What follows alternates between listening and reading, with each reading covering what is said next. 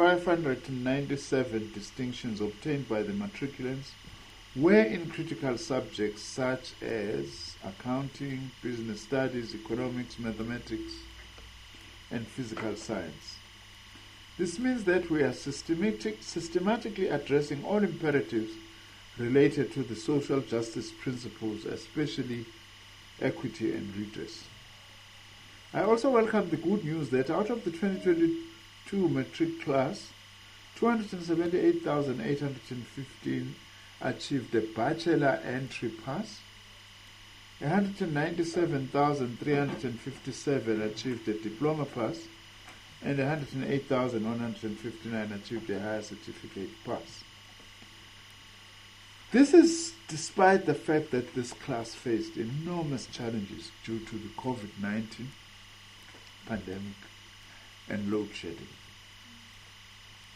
I must indicate that the matric pass rates for each province will be a helpful planning instrument for the post-school education and training sector for the further allocation of resources, particularly for our technical vocational education and training sector and our community colleges. Let me also congratulate our post-school education and training students who also wrote their 2022 exams at our various DHET colleges, community colleges, and universities. I also wish to take this opportunity to also urge those who have not successfully completed the requirements for their 2022 matric program not to give up, but to work to improve their education and training in order to improve their life chances and career prospects in a changing world. Our post-school education and training system offers a range of differentiated pathways to students who have finished school, whether they've passed or not, including opportunities for training, learnerships, and internships. Our skills development system will be offering more opportunities through our SETAs, including but not limited to learnerships, which will provide both theory and practical workplace training, including apprenticeships, as well as in artisanal trades. May I also take this opportunity to further pass our condolences to men and women, both students and staff that we lost in our sector for various reasons. Our thoughts are with their families, friends, and colleagues. Some of the recent incidents, of course, include the assassination of Mr. Mboneli Vesele, the Executive Protection Officer at the University of Fort Hare, and the killing of Mabuto Chenamo, a community education college student who was attending his classes at Reneilwe Community Learning Center in Mamelodi East in Gauteng. Ladies and gentlemen, before I provide further details on our state of readiness, which is the purpose of this briefing, for the year 2023, let me indicate that our sector is working on a sector-based strategy and a plan to respond to the negative impact of load shedding and the resurgence of COVID-19 Omicron subvariant named Kraken, or known as Kraken. I will also briefly share our response on gender-based violence with the PSET sector, post-school education and training. On load shedding, many are rightly concerned about the impact of load shedding for our sector. Based on the data submitted by universities, for instance, it is clear that there are different strategies being considered by our universities. Both my departments of higher education and training, as well as the Department of Science and Innovation, will be establishing a working group consisting of our universities and DHET colleges to ensure that an inclusive approach is adopted to allow for collective beneficiation from the local intellectual property efforts that have been developed by our Department of Science and Innovation and its entities. I will update the public on these efforts following the conclusion of our internal consultation processes as part of dealing with load shedding, the negative impact of load shedding. On the COVID-19 Kraken variant, similarly, we are also working with institutions in our sector to monitor and manage public health protocols as advised by the Department of Health to ensure maximum safety on our campuses and sites of learning. Over the last 3 years, higher health our entity that is assisting us with staff and student wellness in our institutions, has played an instrumental role within the context of the policies of both the Department of Higher Education and Training and the Department of Health towards putting in place protocols, procedures, systems and capacity to deal with the COVID-19 pandemic. All these instruments remain active should we need to apply them in response to this new variant.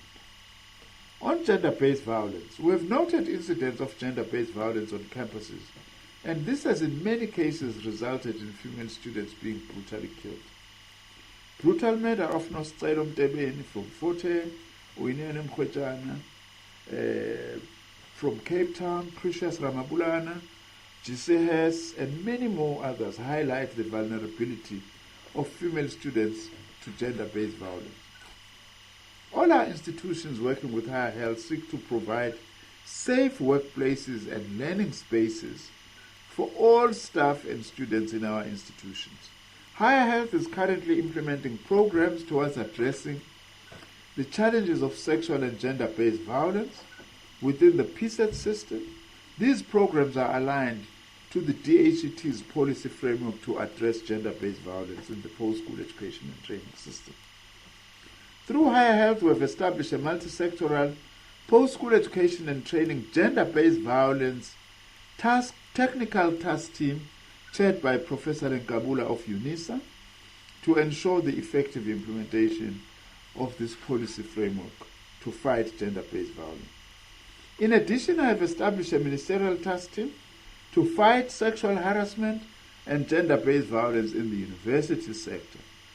This ministerial task team is chaired by Professor Sibongile Mutwa, the Vice-Chancellor of the Nelson Mandela University.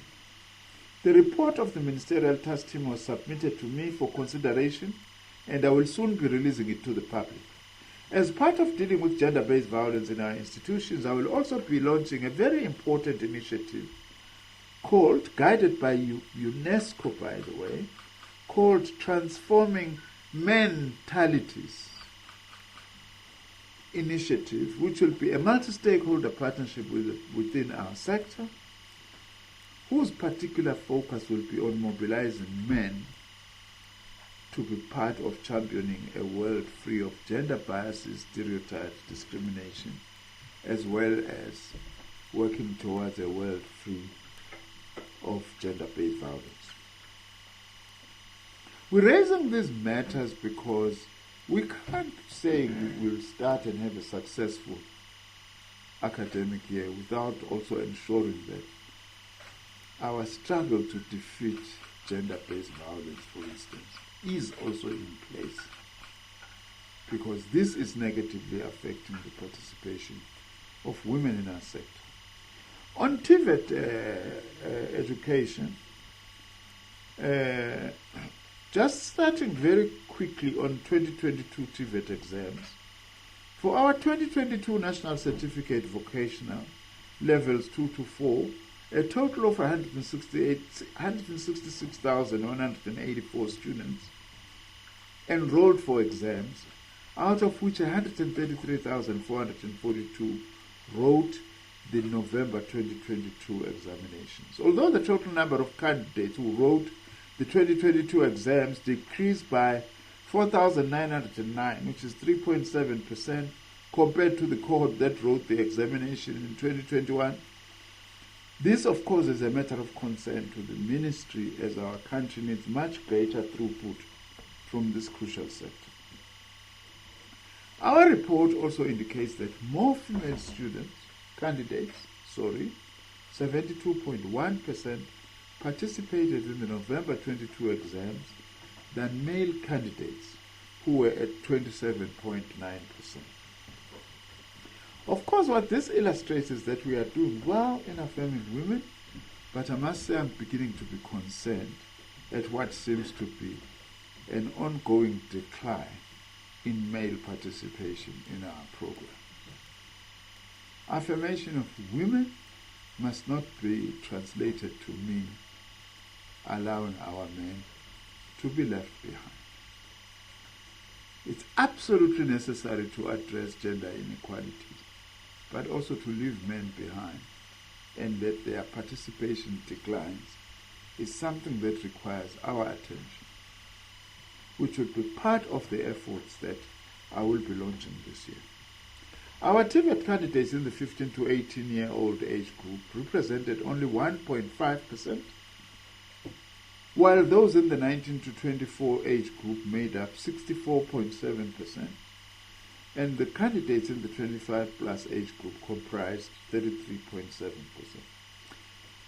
Now, this is important for us for TVET College because we are covering a wider range of young people as well as young adults, by the way.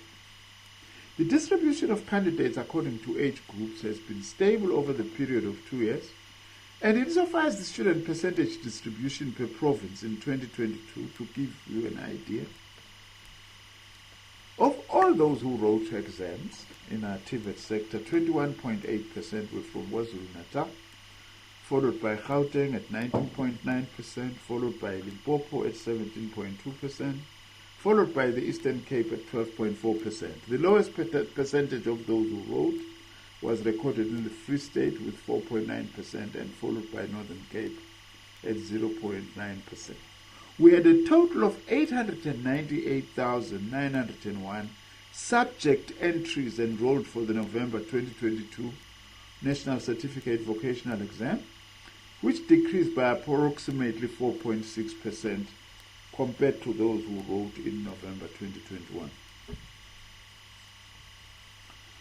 On the engineering report, what are called the N programs, a total of 218,262 candidate subject entries were enrolled for the November 22 exams. The number of candidate subject entries enrolled for the 2022 exams increased by 31,419, 14.4% compared to those of 2021. Now, just a little bit of focus on how we suggest that those who have got queries about their TVET college exams, what they should do. To lodge any TVET exam or certification-related inquiry, the exam centers and/or candidates are encouraged to make use of the DHET exams e-query solution for colleges on www.eservices.gov.za. www.eservices.gov.za. The main benefits of this solution, amongst others, for exam centers and candidates is that it can manage their queries and so that they are able to deal with them.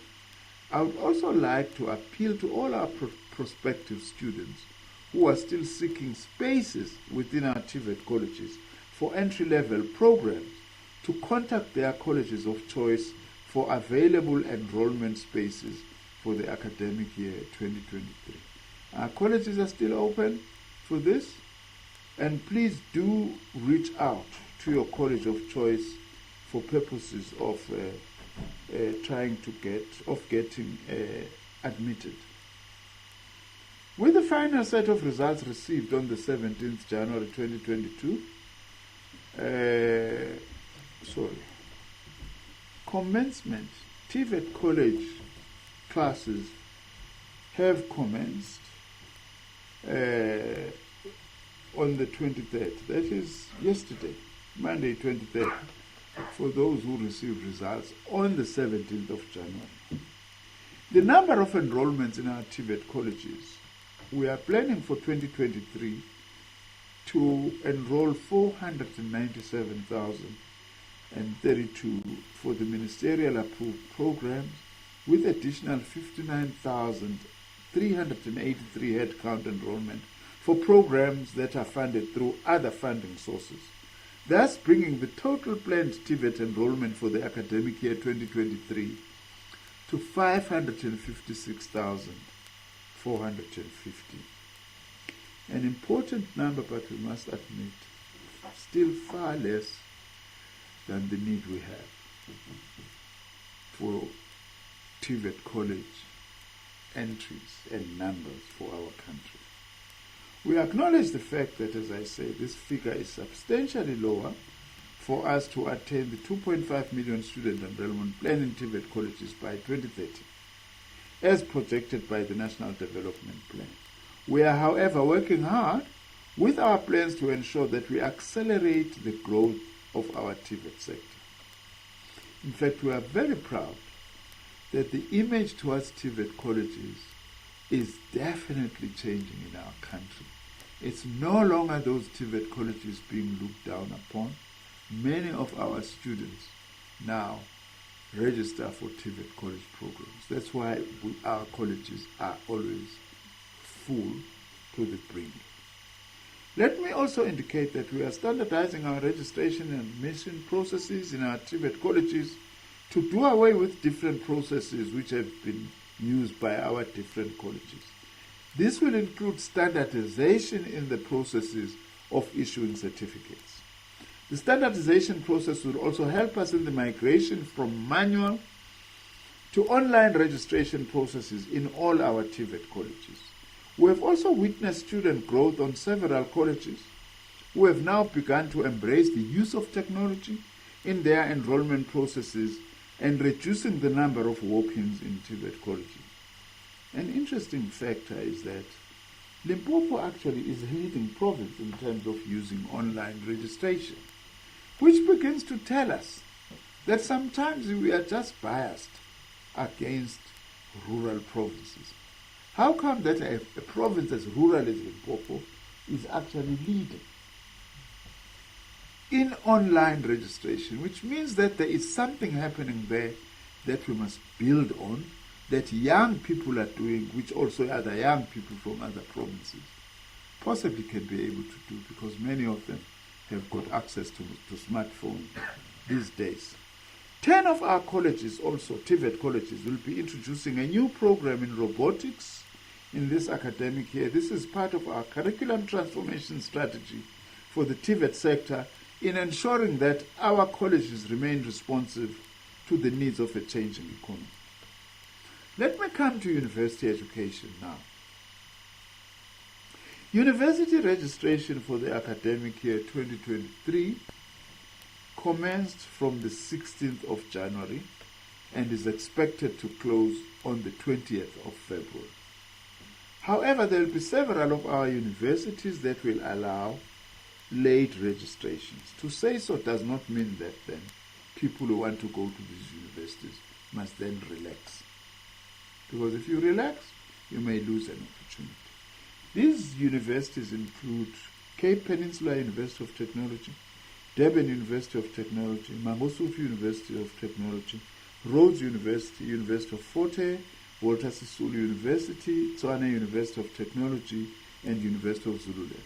These are amongst the universities that will allow late registration.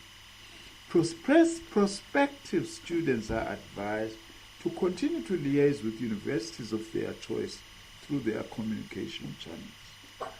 On 2023 university enrollment, the overall total enrollments within the public university sector for the 2023 academic year is projected to provide 1,112,439 spaces. That is an additional 41,545 spaces. See, my arithmetic teachers did well. I just don't struggle with numbers at all. You know? This is an increment from the 1,070,894 in the 2022 academic year. This illustrates that our university sector is steadily growing. In terms of the gender profile of our enrollments, from the 2021 audited data, we have 655,427 female and 412,428 male students. Again, advancement and affirmation of women is something that we must wholeheartedly welcome. But still the concern is the continuing drop in participation by male students, continuing decline, something that also needs attention. In the 2023 academic year, our first-time entering enrollments have been projected at 208,299 nationally. 69,069 of these first-time entering enrollments will be within scarce skills areas and have been projected as follows. That we are going to be admitting 17,085 students into engineering, 17,584 into life and physical sciences, 985 into animal sciences, 209 into veterinary sciences, 10,418 into human health, and then 22,788 into teacher education. A considerable portion of the spaces within scarce skills areas require a national senior certificate mathematics mark of at least 60%. And we don't have nearly as enough with every cohort of matriculants, 60% minimum pass for maths and science. As a result, through my Department of Science and Innovation, we've developed collaborations with the Department of Basic Education as well as with the provincial departments of education to support math, science, and technology education. This intervention will ensure that we increase the number of learners passing grade 12 in mathematics, science, and technology education. To ensure that the entire public sector university system is developed, we are intensifying the implementation of the University Capacity Development Program to improve student success, quality of teaching and learning, including research, and to support curriculum renewal in all our universities. Last year, I also launched the Professor Sbusiso Bhengu Development Program to strengthen our historically disadvantaged universities.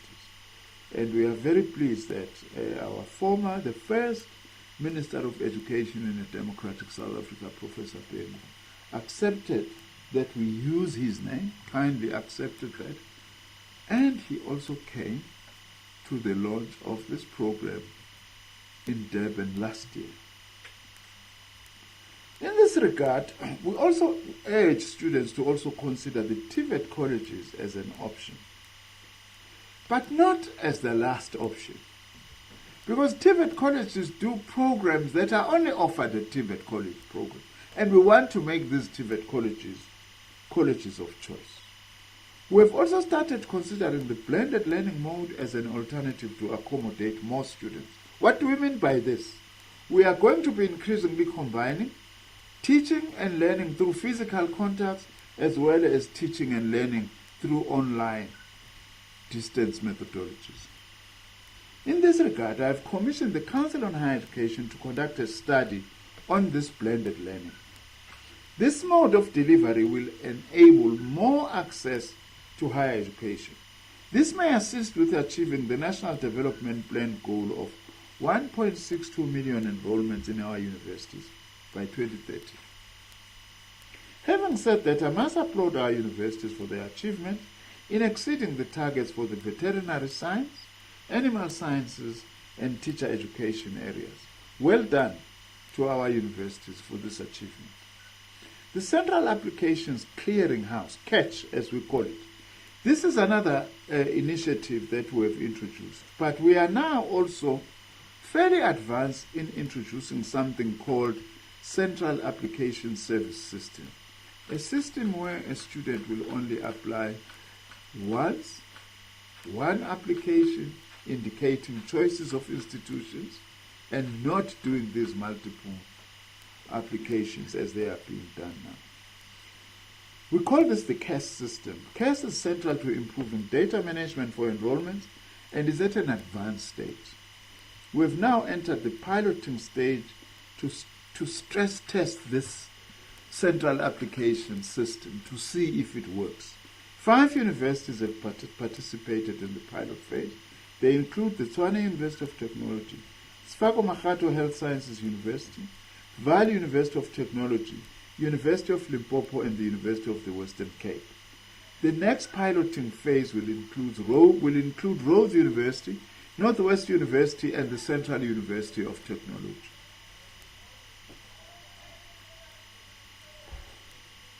To further enable access to all our institutions, We will be opening our Central Applications Clearinghouse, the CATCH, on the 27th January 2023, following the release of the National Senior Certificate result.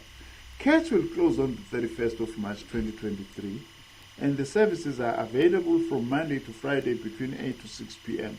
and Saturday from 8 to 2 p.m. To remind ourselves, the Central Application Clearinghouse is for use by students who are seeking to enroll in particular programs, such that if your university of choice does not have the program or we have not been accepted, you go to CATCH, which will tell you which other institutions still have spaces in the program that you want to do. This is a system that has helped many students to find institutions which may not necessarily have been their institutions of first choice, but at least to find institutions where they can do programs of their choice. Community colleges.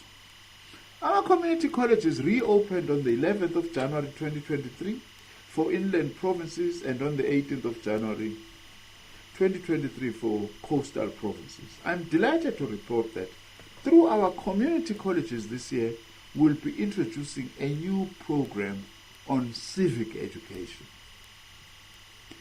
The civic education program will teach the importance of protecting and supporting South Africa's democracy and fostering better understanding of citizens' roles and responsibilities, fostering values of our Constitution, and acting together in solidarity as communities.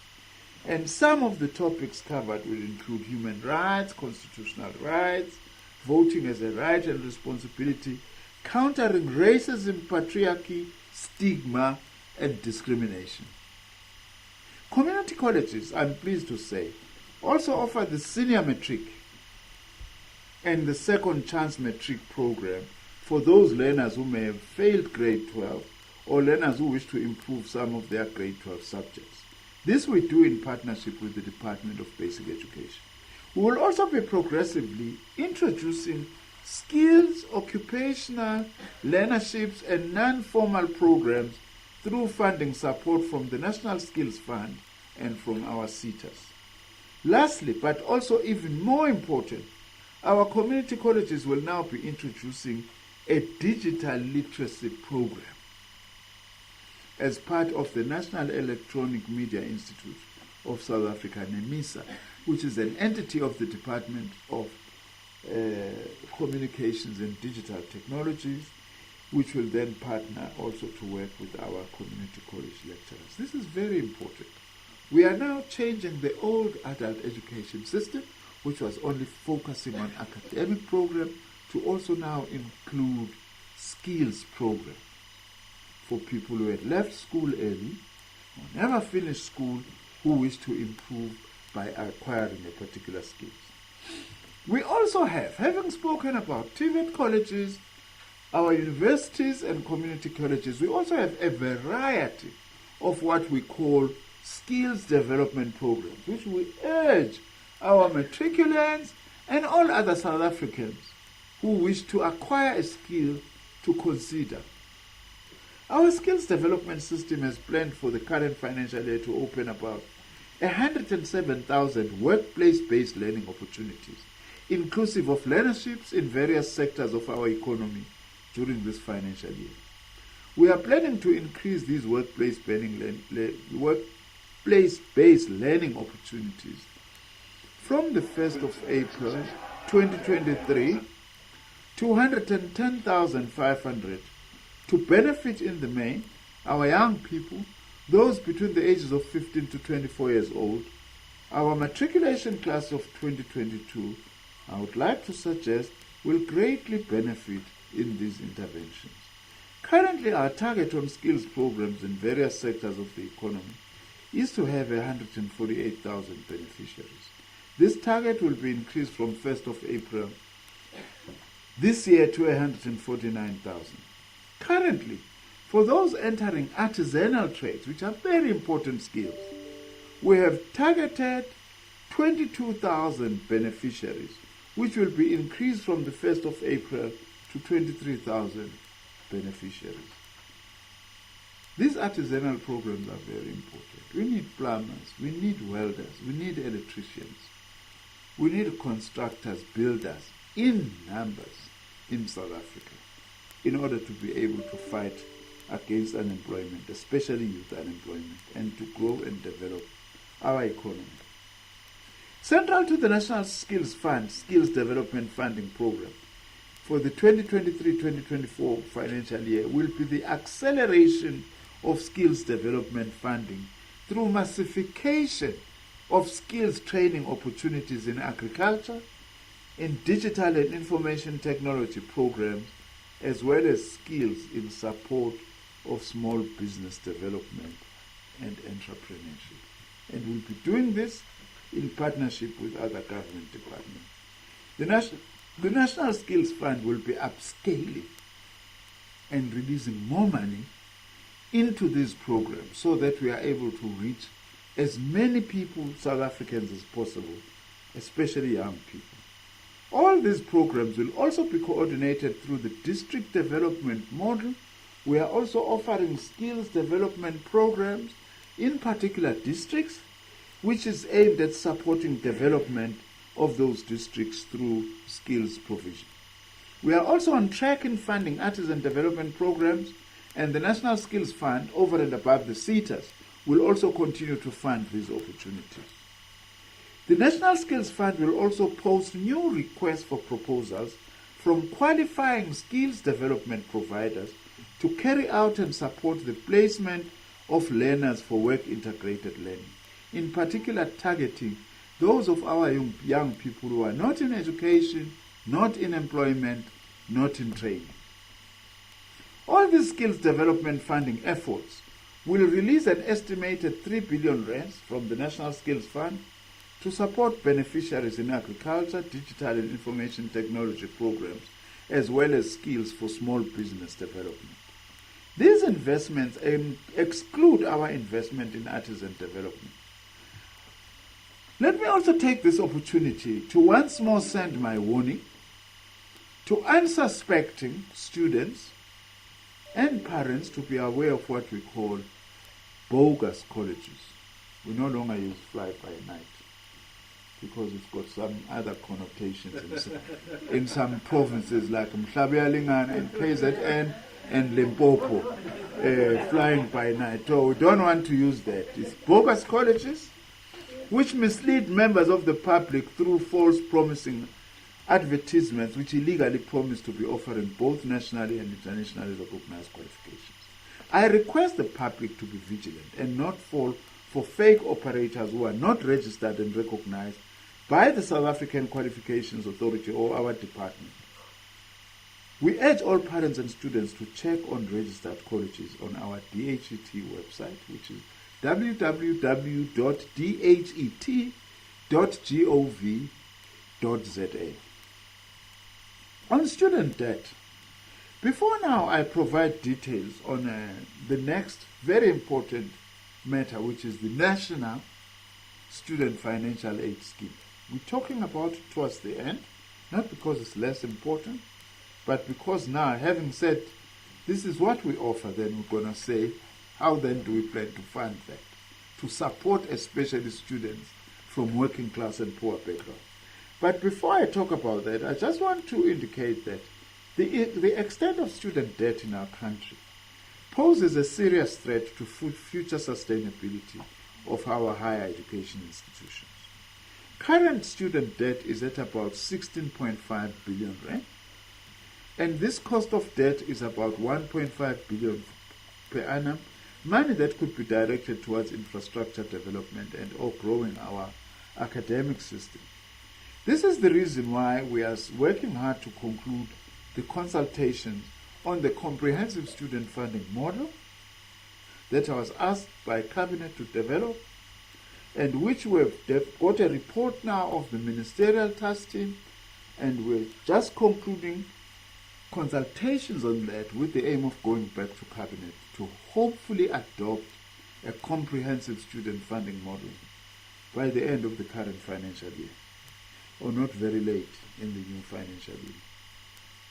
In the interim, NSFAS has agreed with all our institutions to allow all the confirmed NSFAS-funded students to register for the 2023 academic year. This arrangement also applies to all students who qualify under the historic DHET funds and close-out reports. What does this mean? All NSFAS-funded students will register without having to pay anything upfront as we start 2023 academic year. This a commitment to a caring government like our government. And in fact, this is one of the most important achievements by this government to support young people from especially working class and poor backgrounds. As a result, we appeal to institutions to register these NSFAS students and allow administrative processes between NSFAS and the institutions to continue and be finalized. There is also this challenge of missing middle funding. Those students who come from families who don't benefit from NSFAS, but also they are not wealthy enough to be able to comfortably support their dependents, especially through university education. This matter of the missing middle is being finalized within the comprehensive student funding model process, which I have said we're hoping to go back to Cabinet by the end of the financial year. Working within the policy framework, nevertheless, we will avail loans and bursaries and direct these efforts towards students located within the scarce skills categories. As DHET, we're going to be prioritizing students located in scarce skills arrangements, programs, but also we'll be working with our universities to say those students who are willing to acknowledge debt, much as we are still concerned about student debt, must also be admitted, hoping that it's the final now, it's the last time we do these arrangements in this way, because we are then during this year going to be having a new student funding model. Therefore, we urge everyone that we cooperate and participate, and would like to plead, please, no political grandstanding on such matters. We are here as a department, we are here as NSFAS, we are here as our institutions to work together to ensure that we have a smooth start to the new academic year. Now, on NSFAS, what I'm going to say on NSFAS must not also take away the fact that NSFAS is also planning to have its own press conference Tuesday next week to then give further details that I may not be able to cover here. But let's go. NSFAS applications for the funding for the 2023 academic year opened on the 28th of September last year and will close on the 31st of January 2023. What's the date today? 24th. So there are 7 days before NSFAS closes for applications. I must say this has been the longest that we've actually opened NSFAS applications from 28 September last year. I'm happy to report that, and this is very important, that we will be able to fund all qualifying students on the DHET bursary scheme who have been admitted for funded programs at public TVET colleges and universities in 2023. We'll be funding all those deserving, qualifying, who would have been admitted to our universities and TVET colleges. This is one of the most important commitments by this government to provide free higher education for the children of the working class and the poor.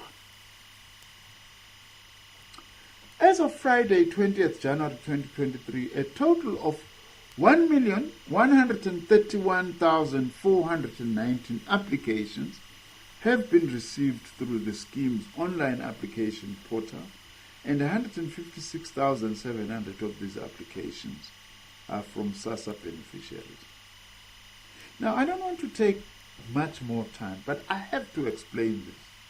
The fact that you have got 1.1 million, over 1.1 million applicants for NSFAS, and we are going possibly to be giving about 800,000.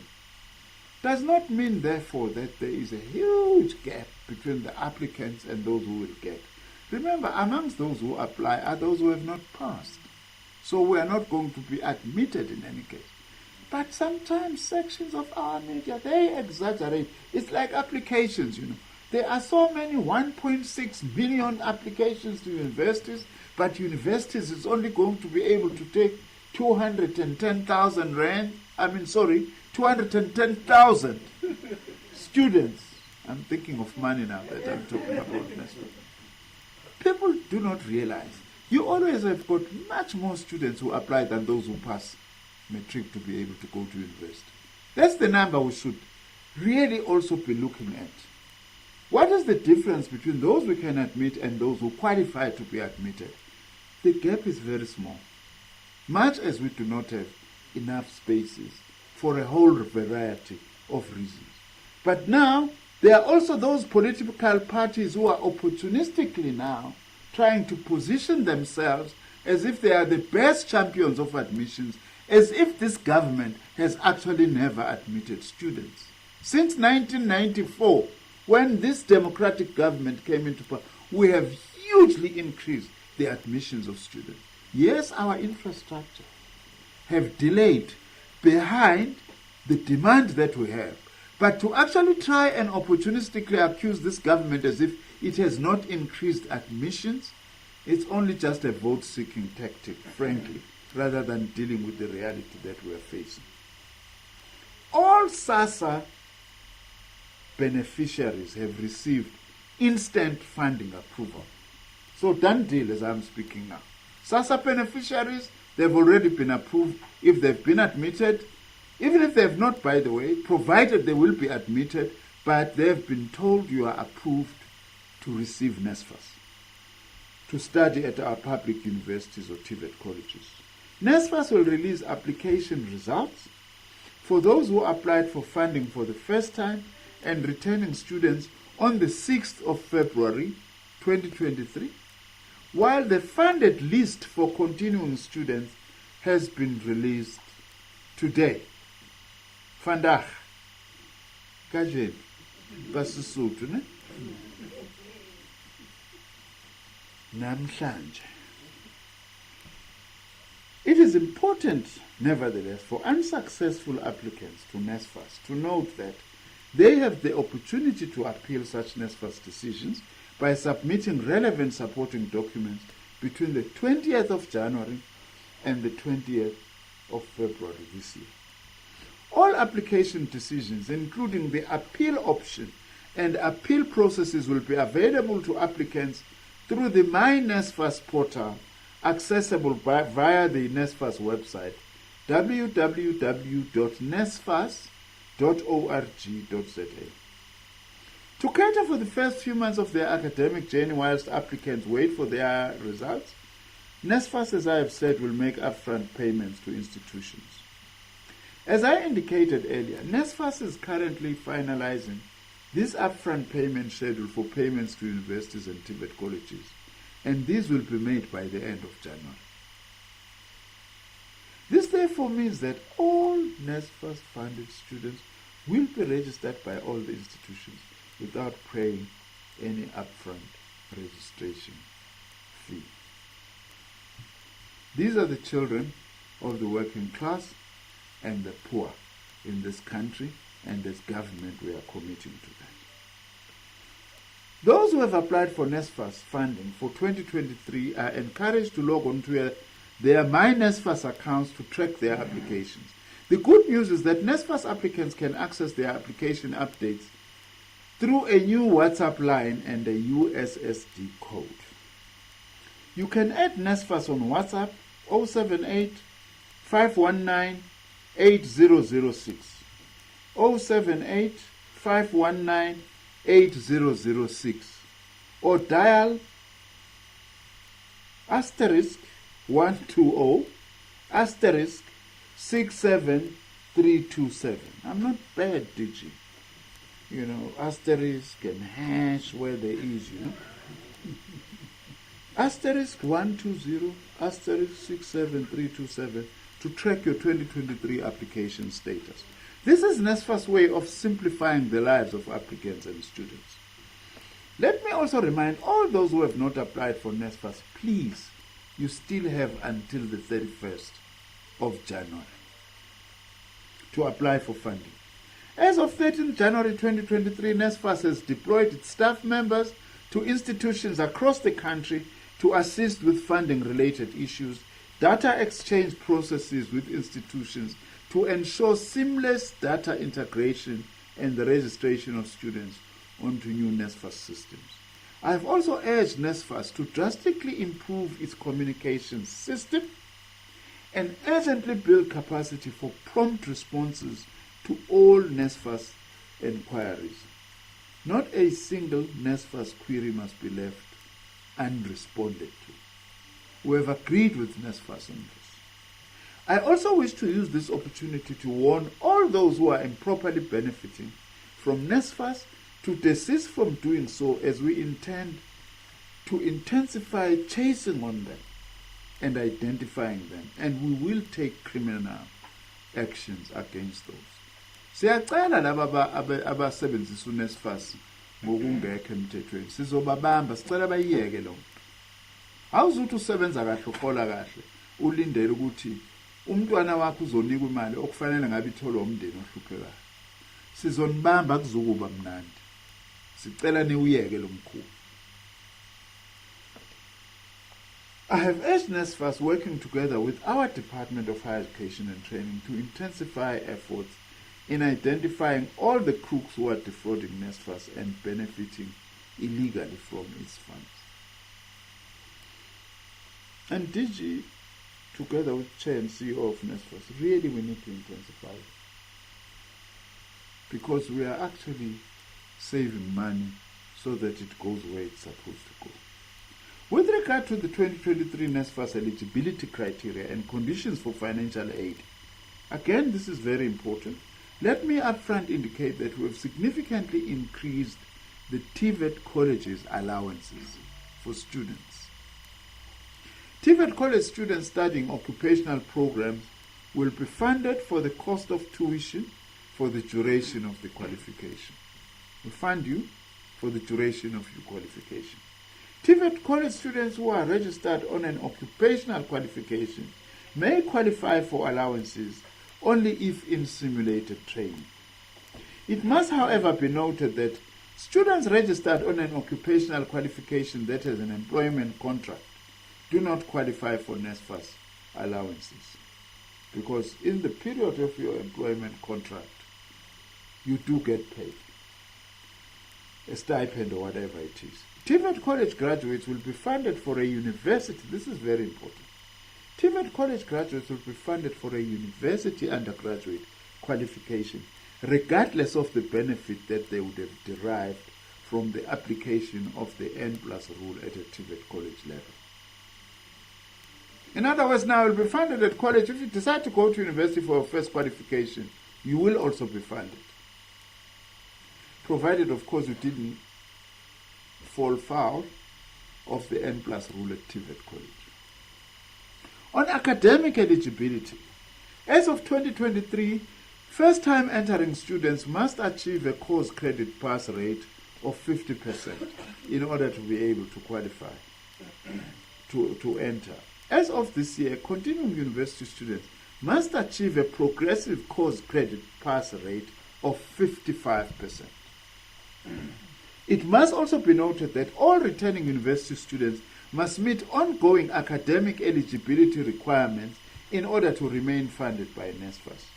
It must also be noted that academic progression criteria will increase from 55% to 60% over time. Let's explain this. We are not talking about the pass mark. We are saying pass 60% of your modules in order to continue to be funded. Because we don't want to be funding people who are failing. At least do 55 or 60% pass to show that you are serious. The N+ rule for distance university students will be reviewed from 2024. So we'll deal with that during the course of this year. Let me also indicate that we have had very candid consultations, engagements with the University of South Africa representing Vice-Chancellors, the South African Union of Students, the Deputy Vice-Chancellors and Registrars of Universities to determine the 2023 academic progression rates in their case.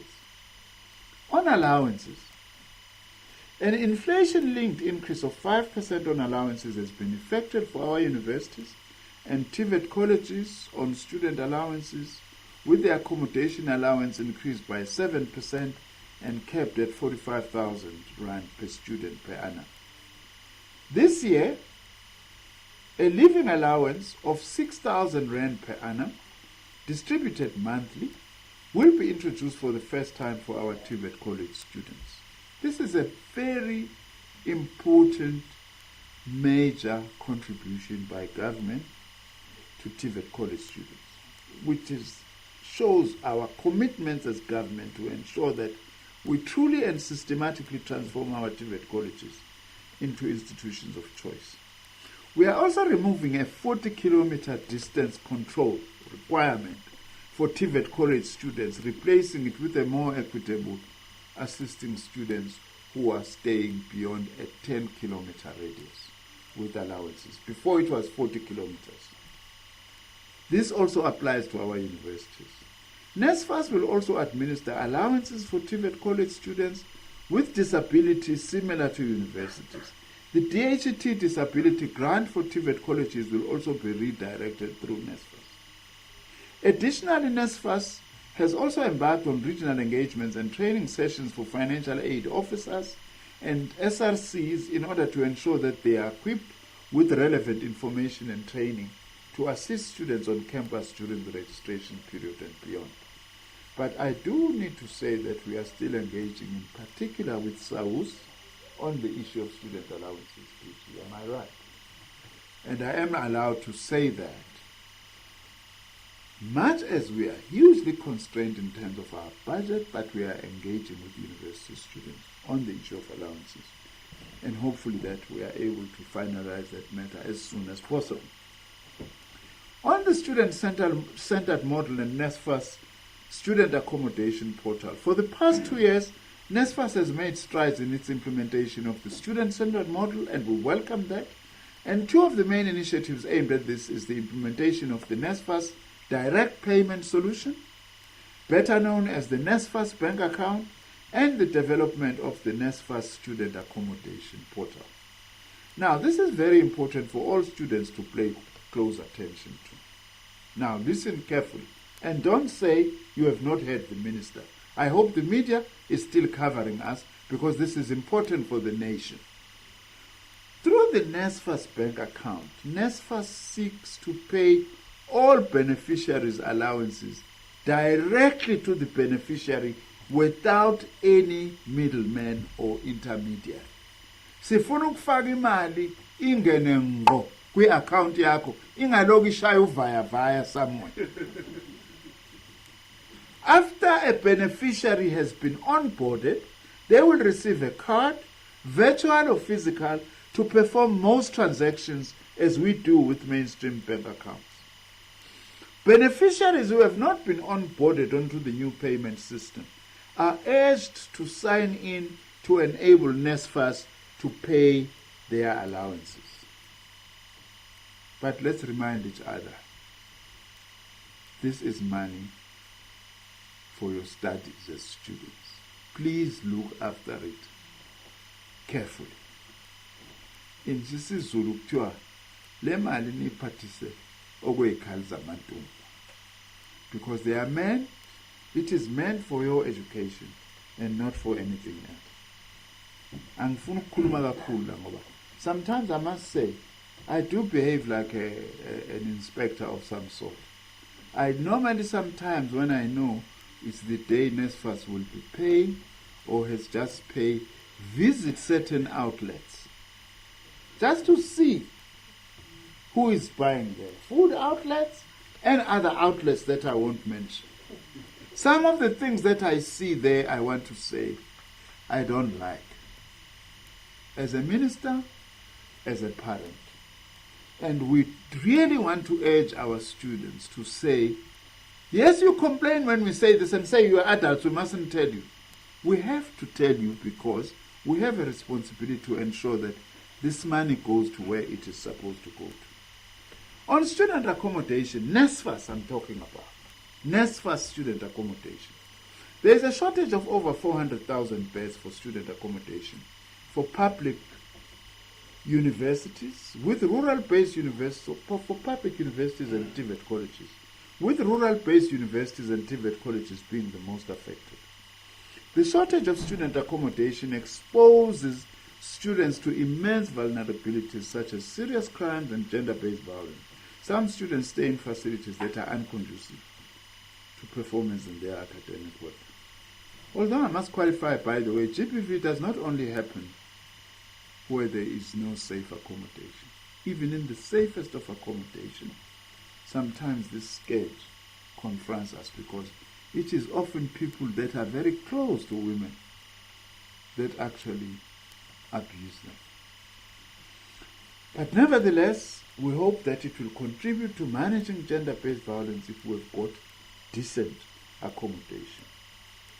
To address this challenge of student accommodation, our department and its entity, the NSFAS, will employ the allocated budget for infrastructure and student accommodation to partner with investors and property developers to stimulate the rapid construction of university residencies in a manner that will enable the state to eventually own and control these assets.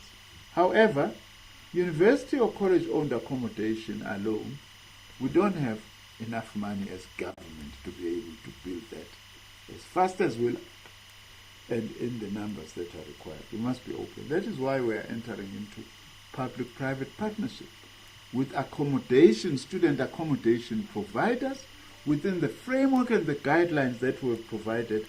And I have now said NSFAS must actively get into this space because last year alone, NSFAS spent 11 billion rands in 1 year in supporting student accommodation. So NSFAS must have a say in these arrangements that are being made. It can't just be institutions alone. It can't just be institutions alone, but NSFAS and my department must be part or in entering in these arrangements. And on that, I am not shifting. That is what I expect to actually happen. Whilst NSFAS processes are underway, all institutions will apply their own existing processes to allocate accommodation, which includes both universities and TVET colleges. The new reforms by NSFAS will not apply in this current registration period. NSFAS will give institutions 3 months' notice prior to the implementation of the new accommodation dispensation.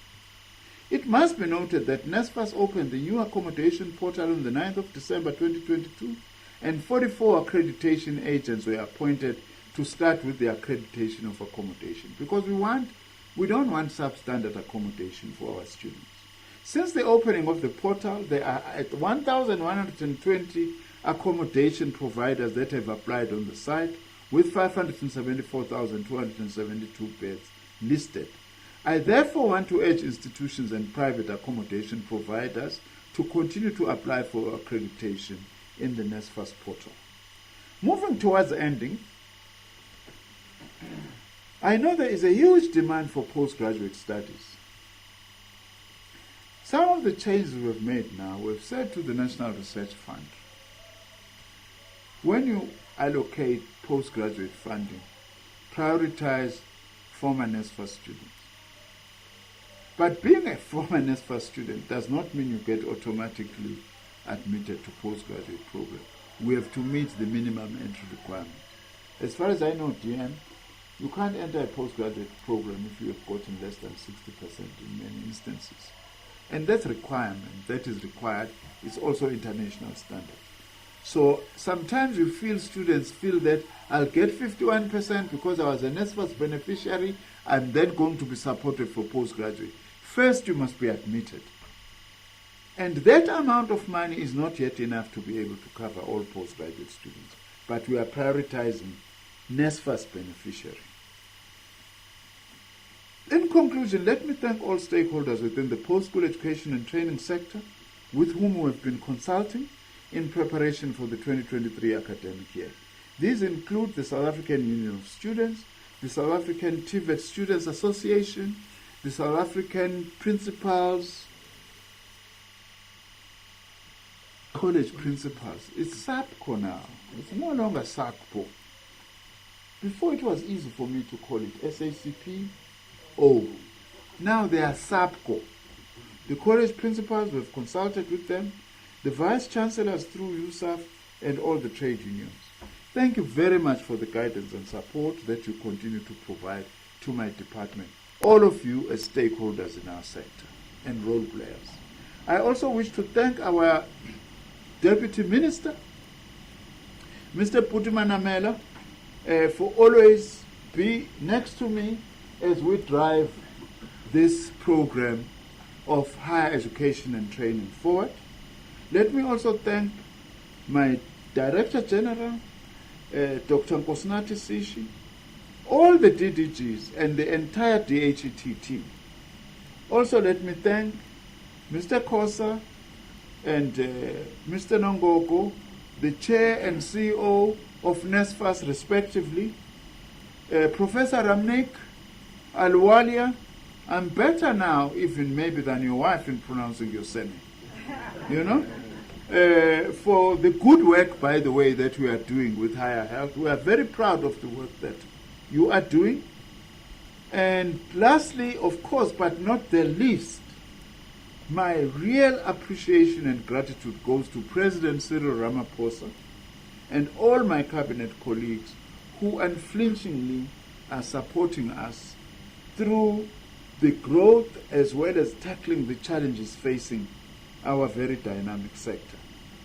Thanks to the parents as well. We normally forget about them. We do need you, by the way, now and again to be closer.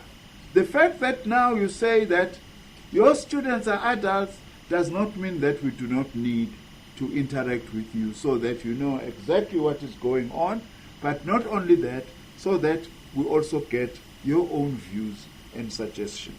May all our institutions and initiatives have a successful 2023 academic year. Thank you very much.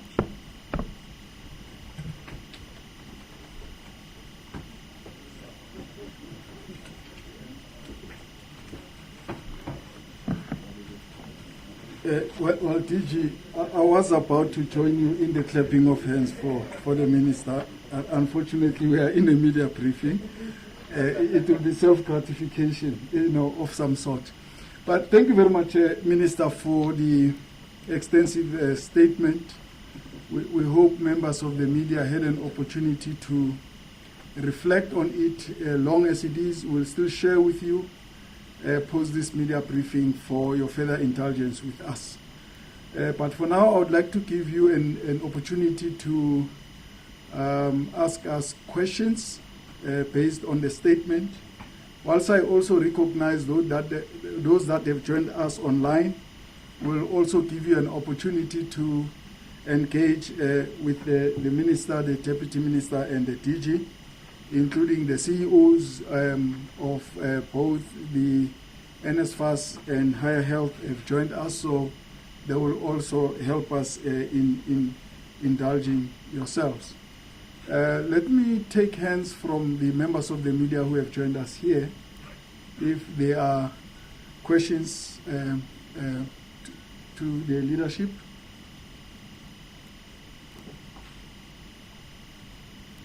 Okay. It seems the statement has been very clear. I see Mr. Lucky Masugu wants to assist them. Are you raising a hand? Okay, no, thank you very much.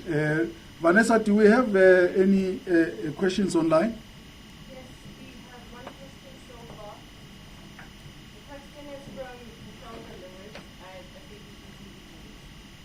A record of 278,840 received a bachelor's pass. Will they be accommodated, and if they not paid for them?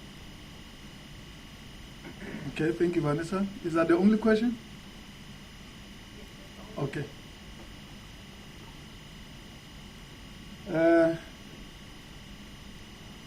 I would not take any second round if this is the only question that we have. I call once more for further questions. If none, we'll only take this one. Vanessa? Another question came in. It's from Pumzile at FABC. Students at Capricorn Stephen College in Polokwane have apparently not yet received clear results. What is the delay and when do they expect clear results? Okay.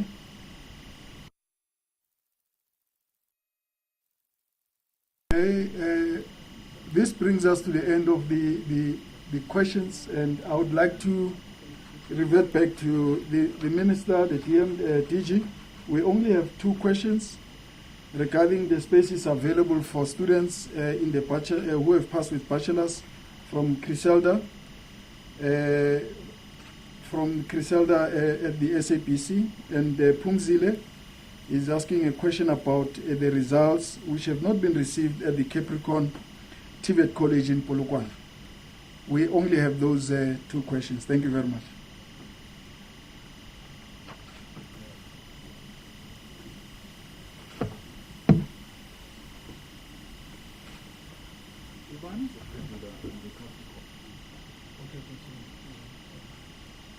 Manzini uzophendula ngeCapricorn ngoba ngazi lutho mina. Ngikhonela lokho ukuthi ukuphendula imibuzo elikhulu. Mina no Deputy Minister, we just want the easier questions. Criselda, this is always a challenge at the beginning of each year about absorption of students who got. I would say that often, and this will be the case today, possibly around 80% of those who got bachelor passes will be able to be absorbed. It won't be everyone, obviously, because there are other challenges that we normally face. The one challenge is that we have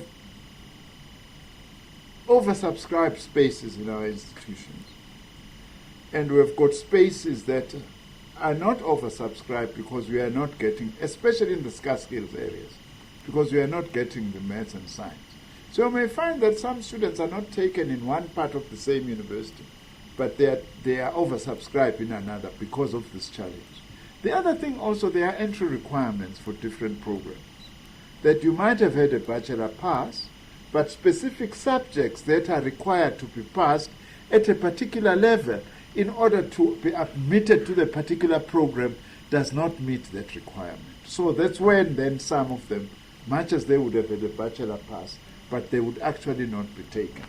We don't want to underestimate also that we don't have enough spaces for the entire post-school education and training system.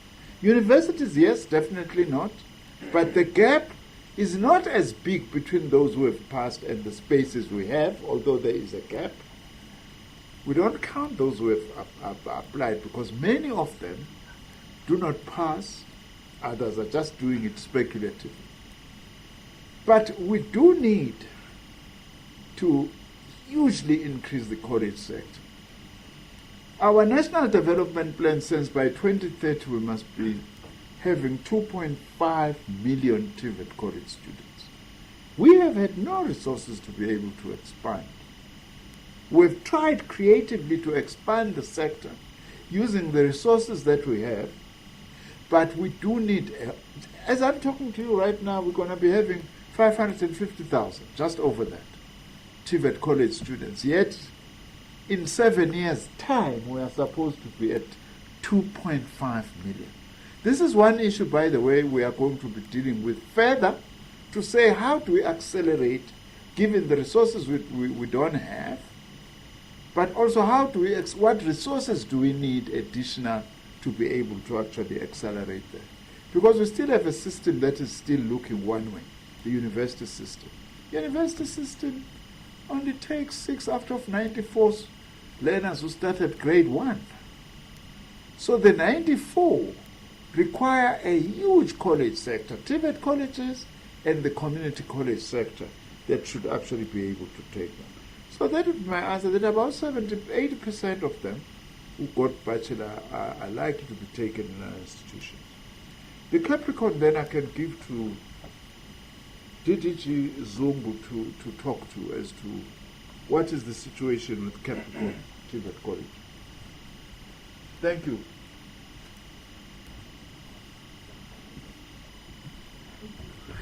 Whilst DDG Zungu is coming, we are joined as well by Mr. Daniel Ramoluka, who is responsible for our exams.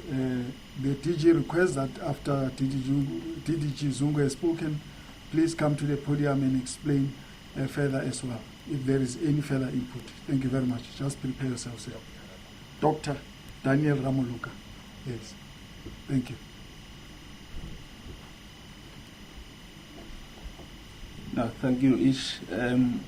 In relation to the Capricorn College results, all the results, Minister, were released on the 17th of January. However, we did receive some reports yesterday that certain colleges have experienced some glitches due to the issues of connectivity and power cuts. But we are attending to that. We will be following up with this specific matter in relation to the Capricorn College. But in as far as we are concerned from our side as the department, all the results were released on the 17th of January. However, there is only one subject, Minister, which we have to have a rewrite, which is the N3 trade theory, engineering trade theory subject, which had to be rewritten on the 5th of February, but we hope that those results will also be released before the end of the month. That will be the response from our side. Thank you very much.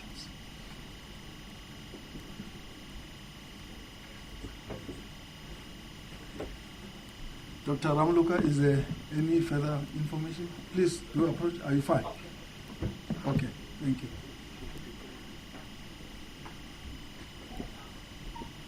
Yeah, thank you very much, Minister and DG and Deputy Minister.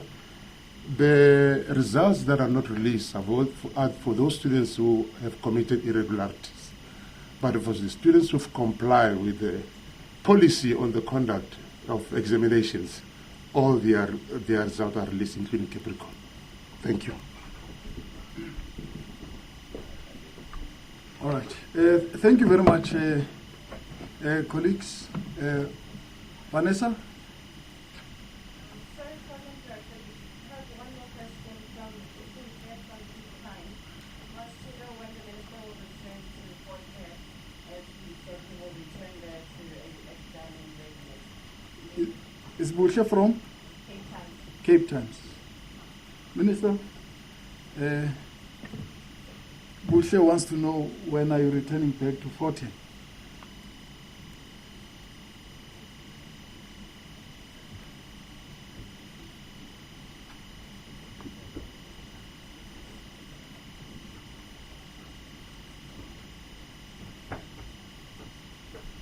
I do intend to go back to Fort Hare within the next 2 to 3 weeks. We haven't set the date, but I am committed to go back to Fort Hare. The reason for that is that at the moment we are starting the process of monitoring registration in all our universities, not least Fort Hare itself. We will be having people on the ground monitoring what is going on at Fort Hare. So is this period just to check if the start of the year starts well in terms of registration and the start of the academic year. The second reason why we have not yet as yet fixed the date, the University Council said that they are still going to meet and fully discuss the recent incidents that have been taking place. They have not done that as yet. And then be able out of that meeting to indicate what kind of help or assistance do they need from the department or government generally. They had actually requested that we give them space to be able to do that the last time I met with them when I was at Fort Hare. So between the two, between myself and the council of the university, chairperson, we will then be able to talk, and then I'll get an indication around what time then are they ready to have been able to discuss all the matters that they want to discuss. In addition, I do want to say that when I visit an institution, I don't only meet with council, important as it is, I also meet with other stakeholders, the students and the workers, because they are very important constituents to take into account what they say, especially given the challenge at that university. And I also left them with a task to say, go and meet as structures. Remember, by the way, the university had not yet been open when this happened. So when the university then start registration and opening, they will then be able to tackle this matter. The students and the worker leaders, they said, they would like to have a deeper discussion on the matters and also to familiarize themselves with what has been going on whilst they were off campus that led to the unfortunate killing of Mr. Veseli, so that then when I go back to visit the institution, they will also be in a much better position to be able to say, here is our assessment, here is what we think of the situation, here is what we think that your department and government can be able to assist us. But as soon as we have agreed on a date with the University Council, we will then announce that publicly then that I will be visiting Fort Hare on such and such a day. But it should be within the next 2 to 3 weeks. Thank you very much.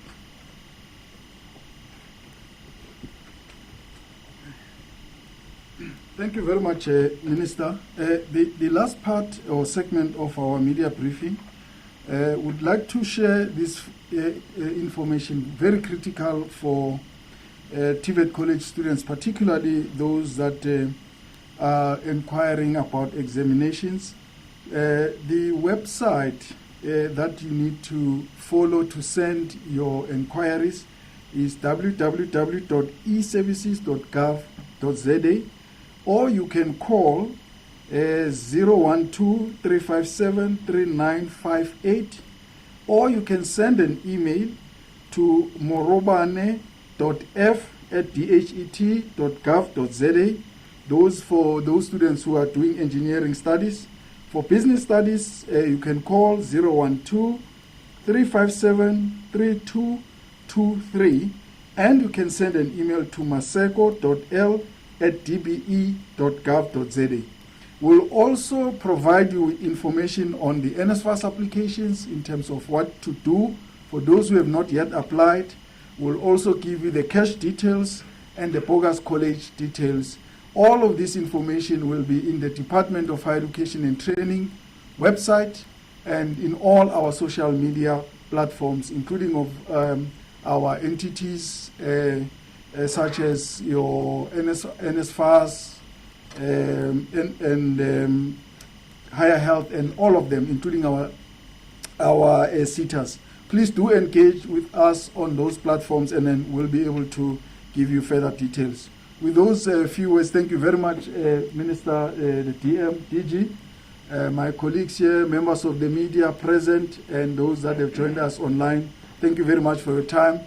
The statement will be immediately available on our website and our social media platforms. Thank you very much.